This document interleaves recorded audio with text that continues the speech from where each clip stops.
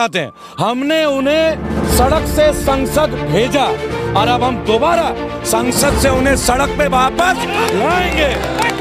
मनदीप पुनिया पे एक बार कह दीजिए, 10 पुलिस वाले दबोच लेते हैं और अर्नव जब गिरफ्तार होते हैं तो सब सड़क पर उतर आते हैं। फेक न्यूज फैलाने के लिए उन पर 4 धाराएं लगाई गई है। मनदीप पुनिया पर फेक न्यूज फैलाई, पुलिस वालों के साथ हाथापाई, ये सब धाराएं लगाई गई है। लेकिन जब नोट में जीपीएस निकलता है तब नहीं पकड़ा जाता। थूकता है भारत, थूकता है भारत। आप समझ गए ना किसके ऊपर बात कर रहे हैं? ऐसे लोगों को पत्रकार नहीं बोले जाते। ऐसे लोग किसी को आत्महत्या करने के लिए प्रेरित नहीं करते। तमाम गोदी मीडिया के सारे लोग आए थे और इनका ये कहना था कि आधे घंटे में ये सब खाली हो जाएगा। तो दिन भी आपके पास है, समय भी आपके पास है, क्यों ना एक बार रूबिका जी को और बाकी तमाम चित्रा जी को यहीं बुला लें और उनसे पूछे कहाँ गए वो दिन। देश की जनता को गुमराह और भ्रमित करने के लिए ये गोदी मीडिया की चाल थी।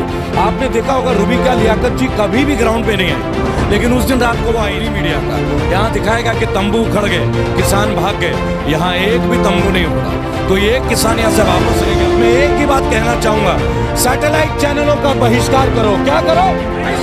गोदी मीडिया का, गोदी मीडिया का। और मैं प्रियंका अस्थाना, आप देख रहे हैं द बोलती बंद। इस समय हम किसान आंदोलन में मौजूद हैं।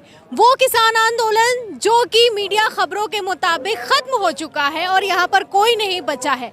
सर हैं मेरे साथ में जिन्हें आप रिबल के नाम से जानते हैं। पहले उनका परिचय ले लेते हैं। सर अपना परिचय दीजिए।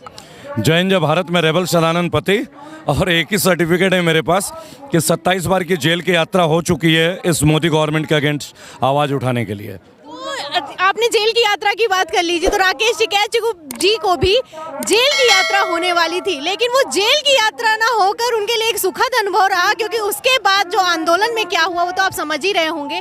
तो आप ये बताइए कि सरकार की तरफ से इंटरनेट बंद किया जाना, लगातार नोटिस जारी किया जाना, मनदीप पुनिया को पकड़ा जाना, जबकि जो सिद्धू है जो तिरंगा लहरा देता है वो खुला घूमना, ये सब क्या हो रहा है? देखिए, सबसे पहले मैं एक बात बताऊंगा कि जेल जाना बेहद सुखद अनुभव है।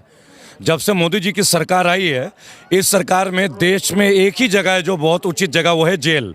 क्योंकि बाहर जो है ना वो केवल आप देख ही सकते हैं स्थिति क्या है। लेकिन मैं आपको बताना चाहूँगा कि आज आप एक्टिविस्टों की बात कर रहे हैं, पत्रकारों की बात कर रहे हैं जो जेल में जा रहे हैं। देखिए, कोई भी सच्चा किसान कभी उपद्रवी नहीं होता और उपद्रवी कभी किसान नहीं होते। ये जो तिरंगे के साथ जो हुआ 26 जनवरी को, वो एक फ्रेमवर्क था गोदी मीडिया का। यहाँ दिखाएगा कि तंबू उखड़ गए, किसान भाग गए, यहाँ एक भी तंबू नहीं उखड़ा, कोई एक किसान यहाँ से वापस नहीं गया, अपितु लाखों किसान अपने परिवार के साथ यहाँ मौजूद हैं। ये मैं आपको चैनल को प्रत्यक्ष प्रमाण दे सकता हूँ और आप स्वयं भी देख सकते हैं। रही बात है जीत की, जो जीत नाम का एक व्यक्ति है, जीत सिद्धू या जो भी है, आप देखते होंगे जब भी कोई व्यक्ति दंगों के बाद पकड़ा जाता है वो हमेशा बीजेपी का एजेंट निकलता है। ये वही जीत है जिनका फोटो माननीय प्रधानमंत्री मोदी जी के साथ हम देख पाते हैं। ये वही जीत है जो दीप सिंह जो भी है उसका नाम इतना इंपॉर्टेंट नहीं है, उन्होंने जो काम किया है वो इतना महत्व नहीं रखता। और अब एक बात और कहना चाहूँगा, 2.5 किलो वाले सनी देओल के साथ भी आप उनको देख सकते हैं। इसी तरह कानपुर में जब विकास दुबे वाला कांड हुआ था, आपने देखा होगा कई सारे पुलिस वालों की हत्या हुई, लेकिन एक हफ्ते तक विकास दुबे को पकड़ा नहीं गया था। लेकिन वहाँ राम राज्य है और यहाँ मोदी राज्य है। तो इस शासन और दुशासन के बारे में आप स्वयं समझ सकते हैं कि इनकी प्रशासनिक विफलताएं हर मोर्चे पे, केवल इनका एक काम था, वो है किसान को डराना, धमकाना, मध्य रात्रि में एक तांडव नचाना। लेकिन ये किसान हैं, ये प्रकृति से लड़ते हैं, ये ओले से लड़ते हैं, ये बाढ़ से लड़ते हैं, ये सूखे से लड़ते हैं, ये प्रकृति से आंख मिला के लड़ते हैं अपने ज़मीन के लिए, अपनी फसल के लिए। तो फिर बीजेपी की औकात क्या जो यहाँ किसानों का टस से मस भी कर दे। दीप सिद्धू की बात की आपने। दीप सिद्धू ने अभी एक लेटेस्ट वीडियो जारी किया और उसमें कहा है कि मुझे धोखा दिया गया है। तो धोखा दिया गया है तो इससे ये नहीं पता चलता है कि ये जानी समझी साजिश थी? देखिए, 135 करोड़ भारतीयों में 90% लोगों को ये बात पहले से मालूम थी कि 26 जनवरी में जो भी हुआ वो पूर्व नियोजित थी। It was all an arranged program to bifurcate the kisan revolution. ये जो किसान आंदोलन है इसको बाइफरकट करने के लिए, इसको तोड़ने के लिए और देश की जनता को गुमराह और भ्रमित करने के लिए ये गोदी मीडिया की चाल थी। आपने देखा होगा रूबिका लियाकत जी कभी भी ग्राउंड पे नहीं आई, लेकिन उस दिन रात को वो आई थी। और त्रिपाठी भी आई थी, श्वेता सिंह भी आई थी, कई सारे ये तमाम गोदी मीडिया के सारे लोग आए थे और इनका ये कहना था कि आधे घंटे में ये सब खाली हो जाएगा। तो दिन भी आपके पास है, समय भी आपके पास है, क्यों ना एक बार रूबिका जी को और बाकी तमाम चित्रा जी को यहीं बुला लें और उनसे पूछे कहाँ गए वो दिन, कहाँ गए वो तंबू, कहाँ गए वो किसान। वो यही हैं, वो वहीं थे। 200 लोगों ने अपनी शहादत दी है, शहादत। और शहादतें ऐसी नहीं छोड़ी जाती हैं। जिस चीज़ के लिए शहादतें हुई हैं उसे हम लेके रहेंगे। जी, आप यहाँ पर आए हैं किसान आंदोलन को समर्थन देने। जी, तो आप वैसे भी 27 बार आपने जैसे कि बताया जेल जा चुके हैं, अभी लेटेस्ट भी आप जेल जा चुके हैं, फिर से पकड़े जाना है आपको? देखिए 28वें बार के लिए मैं आया था और अगर टिकैत जी गलती से चले जाते तो शायद ये भाजपा का शासन अब तक उखड़ चुका होता।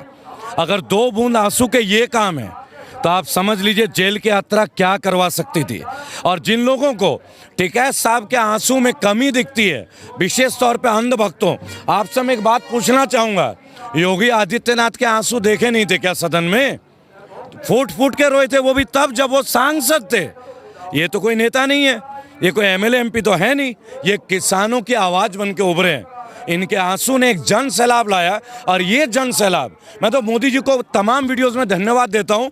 बीजेपी ने तमाम मुद्दों में हमें अलग किया, जात पात से अलग किया, बांटा, लेकिन थैंक यू मोदी जी, आपने किसानों पे प्रचंड वार किया। अगर आप किसानों पे वार नहीं करते ना, आज भारत एक नहीं होता। उनको अखंड भारत चाहिए था ना, आज अखंड भारत तैयार है। आज प्रधानमंत्री कहते हैं आपसे सरकार एक कॉल की दूरी पे है। कितने? एक कॉल की दूरी पे। कितनी दूरी पे?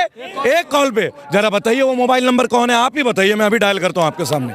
बताइए, आप बताइए वो फोन नंबर कहाँ है, मैं अभी कॉल करता हूं। देखिए, आप देश के युवा पत्रकार हैं, आप लोग निर्वाचित तौर पे बोलते हैं, आप लोग किसी सरकारी पद पे नहीं हैं।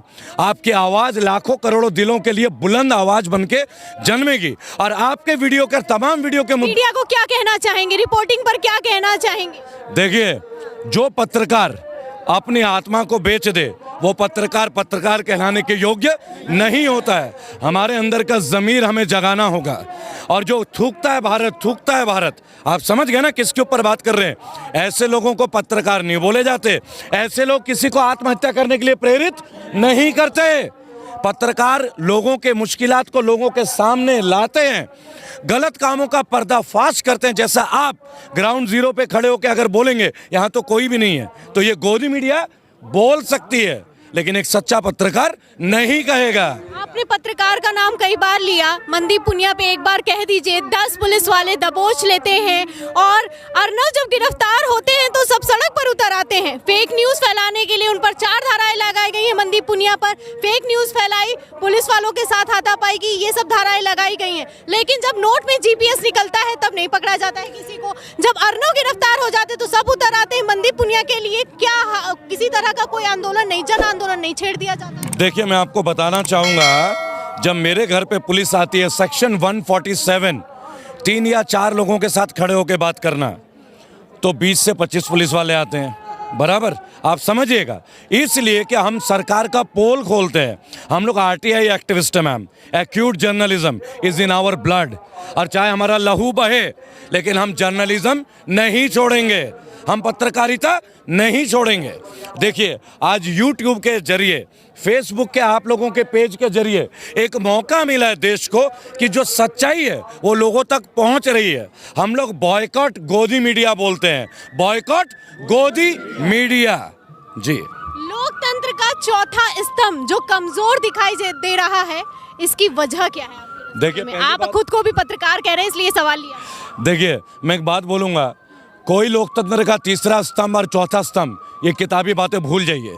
हर भारतीय अपने आप में भारत के लिए एक स्तंभ है, क्योंकि हम भारतीय हैं।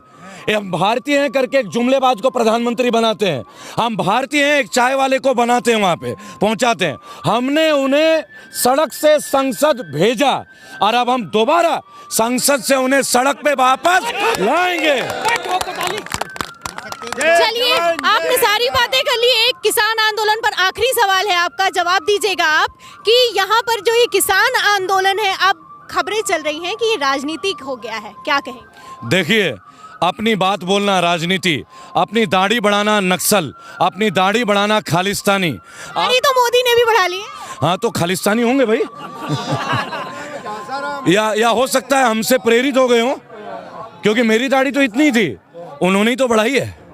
देखिए आज अगर देश में किसी के टोपी टीके और दाढ़ी और बालों से आप किसी के व्यक्तित्व का चरित्र चित्रण कर रहे हैं तो समझ लीजिए हमारा राजनीति का स्तर कहां पहुंच गया। आज आप बात कीजिए, आप नक्सली, आप आज पगड़ी बांधिए, दाढ़ी बांधिए तो आप खालिस्तानी हो गए। आप देखिए इनका एक स्पॉन्सर्ड तरीका है कि जो भी देश में बीजेपी के खिलाफ आवाज उठाएगा उसके ऊपर कोई ना कोई मुकदमा, चाहे नक्सली बोल के, टुकड़े टुकड़े गैंग बोल के, या फिर यूएपीए लगा के इनको बंद करें, जो कि मनदीप जी के साथ अभी हो रहा है। आंदोलन जिंदा है सर। जब भारतीय जिंदा है ना तो हर चीज जिंदा है। आपने आंदोलन भी जिंदा है, हमारे साथ थे रिबल यानी कि विद्रोह। हर चीज का विद्रोह है कि जो सरकार की नीति गलत होगी उसके खिलाफ विद्रोह होगा। उनकी इस बातचीत पर आपका क्या कहना है हमें कमेंट बॉक्स में बताइए। वीडियो पसंद आया हो तो लाइक शेयर एंड सब्सक्राइब करना ना भूलें। स्वतंत्र पत्रकारिता को जीवित रखने के लिए हमारे चैनल को सब्सक्राइब जरूर करें। देखते रहें द बोलती बंद, क्योंकि अब देश बोलेगा।